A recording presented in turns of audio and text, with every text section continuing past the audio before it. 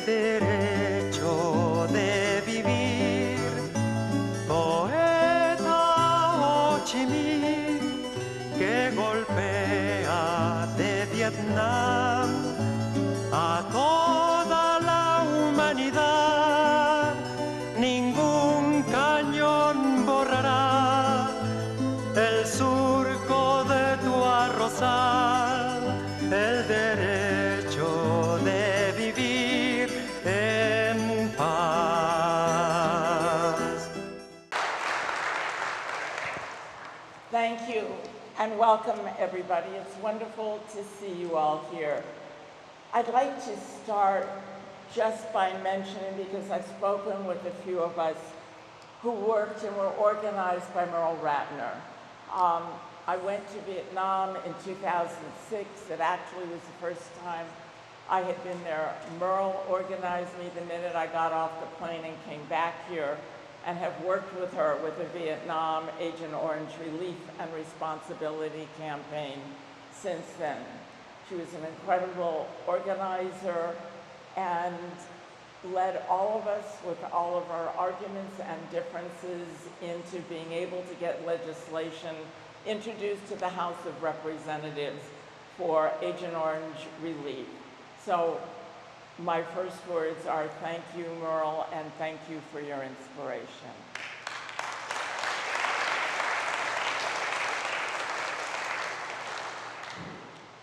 Friends, colleagues, comrades, as Claire mentioned, my name is Susan Schnall. I was one among many of the United States military who actively resisted the American war on Vietnam. Today, I'm president of Veterans for Peace and work with the Vietnam Agent Orange Relief and Responsibility campaign. And maybe it might be important for you to tell a little bit about my story. I was a Navy nurse in 1967 through 1969. I was against the United States involvement overseas and took care of the patients, the guys who came back from active battle, and heard their stories, and heard how frightened they were and how much pain they were in, and also heard their stories of racism about the Vietnamese.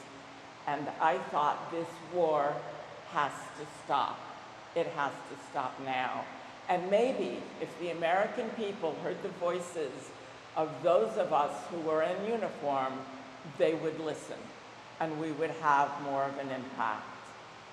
I was aware that the United States was flying over South Central Vietnam, dropping flyers on the Vietnamese, urging them to go to, quote, protective hamlets, where they would be able to get away from the Agent Orange, the Agent White, the Agent Blue that was being dropped on their land and on the people.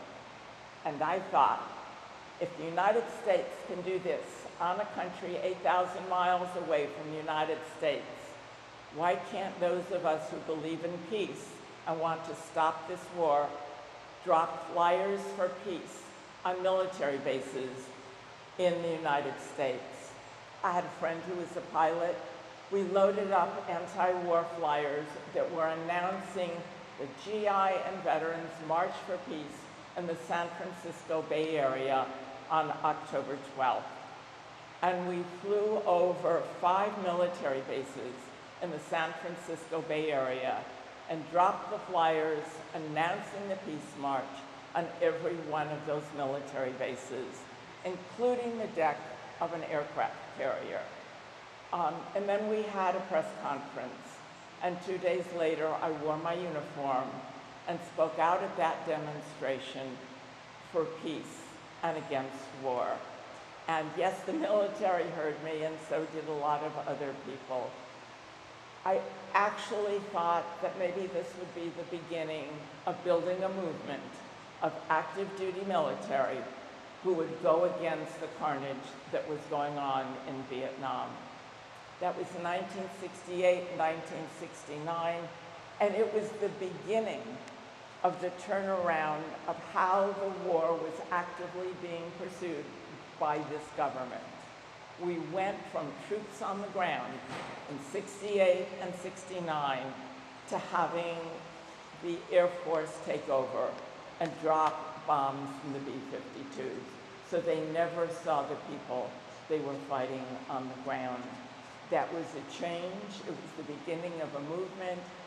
And it's my belief that I know how difficult things are in this country today, that we can make a change once we work together and we get together and build a movement together. We don't all have to believe exactly the same thing, but we have to work together and build that movement, and we will succeed.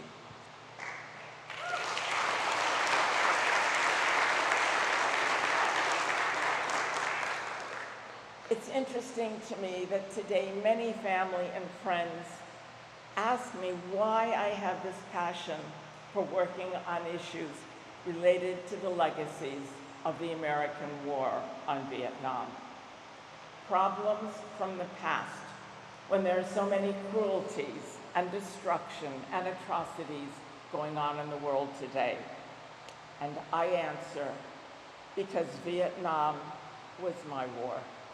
It was personal to me that my government set young soldiers to their deaths, to destroy others in a country over 8,000 miles away. It was and is a war for which I, in particular, as part of the American military, am responsible. It was our government. It was our corporations. It was our factories that produced weapons of war and that continue to do so today. It was our military that dropped bombs and sprayed poisons over a land and people that would last for generations. And today, the United States continues its wars on this world, manufacturing weapons and chemicals that will continue their destruction, harming and killing future generations. Today, it's 50 years since the end of the American war on Vietnam, and we continue to find poison in the land and unexploded ordnance in the ground that harm and kill people. So what will happen in Gaza 50, 60, 70 years from today? Will we ever learn? I come before you today as a Vietnam-era veteran of the American war in Vietnam to recognize and take responsibility for my government's war. We, the American veterans, took part in that war. We, the American people, allowed that devastation to take place. Those once young American Vietnam soldiers have become old men and live with the memory of what they did in their service in Vietnam. They want to be forgiven. Today we have a responsibility to those we harmed, to those who were harmed in our name, to heal the affected. And today we are witness to Israel's genocidal war on Gaza as thousands of Palestinians continue to drown in death and disease. The environmental devastation in Gaza is a critical aspect of the ongoing genocide by Israel on Palestine. The relentless assaults on Gaza cause immense human suffering and also inflict severe and lasting damage on the environment, transforming the region into a toxic wasteland. The environmental demolition as ecocide is a deliberate strategy that compounds the humanitarian crisis and poses a long-term threat to the region's sustainability and health of its inhabitants. As from 1961 through 1971, the United States government undertook massive defoliation programs as an instrument of war. And I can't emphasize that strongly enough. We used defoliation programs as an instrument of war. It systematically set out to destroy millions of acres of foliage from the air. Over the years, spraying an estimated 4.8 million Vietnamese human beings on the ground, as well as its own troops. Spraying was conducted by backpacks around the perimeters of American military bases.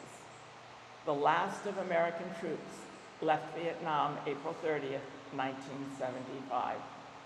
For many years, there were complaints from returning veterans about their health and the health of their children. It took 20 years after that for the United States Congress to be concerned about the long-term health effects on these American soldiers. Today, there are a number of different illnesses and diseases that are recognized by the Veterans Administration, both for those who served in Vietnam, for the children of American female veterans, and for the children of American male veterans. One illness that took, I guess, 40 years to be recognized was high blood pressure. And the concern of the American government of recognizing high blood pressure is they said, old men all get our high blood pressure. We'll be broke if we pay out to these veterans. The United States has consistently refused to provide services or compensation for the people of Vietnam, Cambodia, or Laos who were harmed by Agent Orange, Agent Purple, and Agent White. But today, 50 years after the American war in Vietnam, in order to achieve justice for Agent Orange victims, Representative Rashida Tlaib has introduced the legislative package into Congress.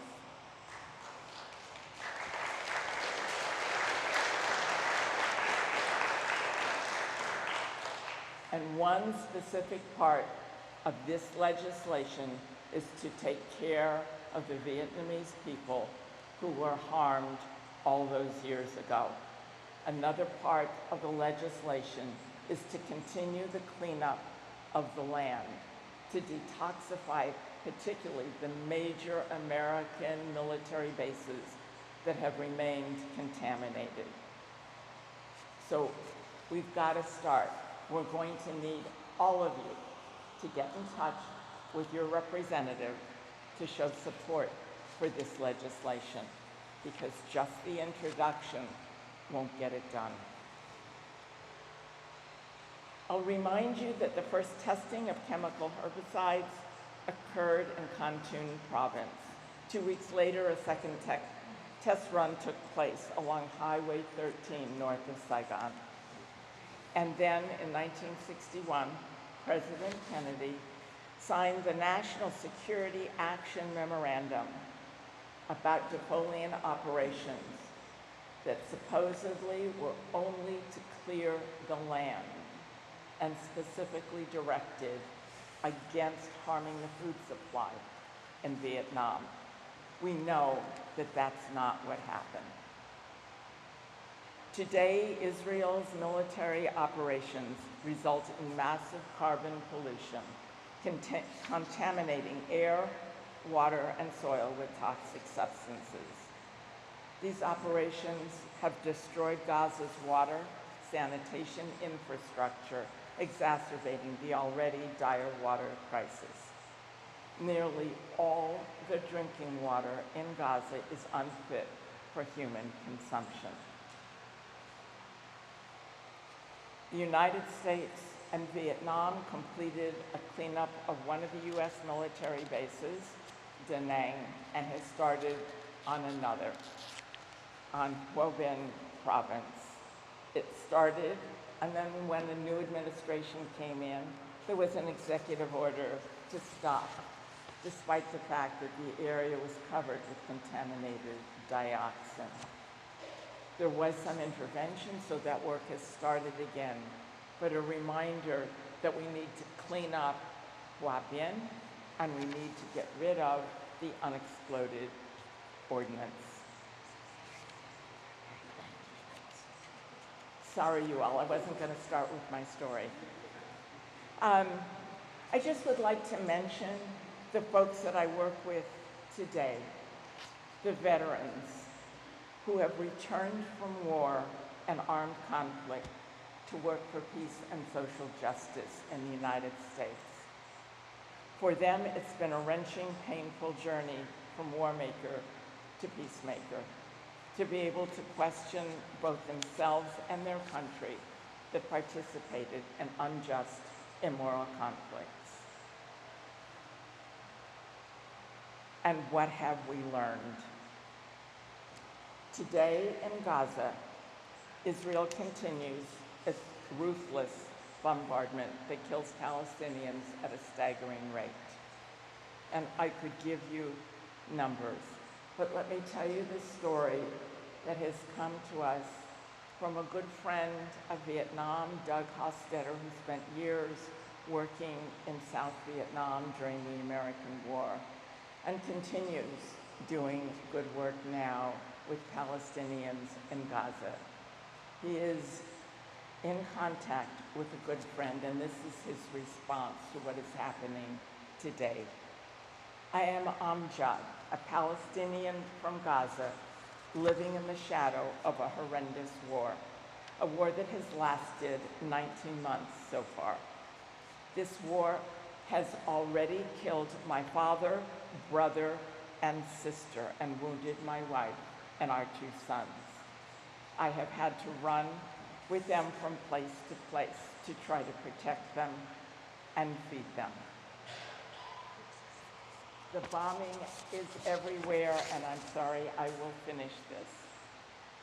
And so my question to all of us is, when will we ever learn? We had another shockingly high death toll, widespread destruction. We need to break the cycle of violence.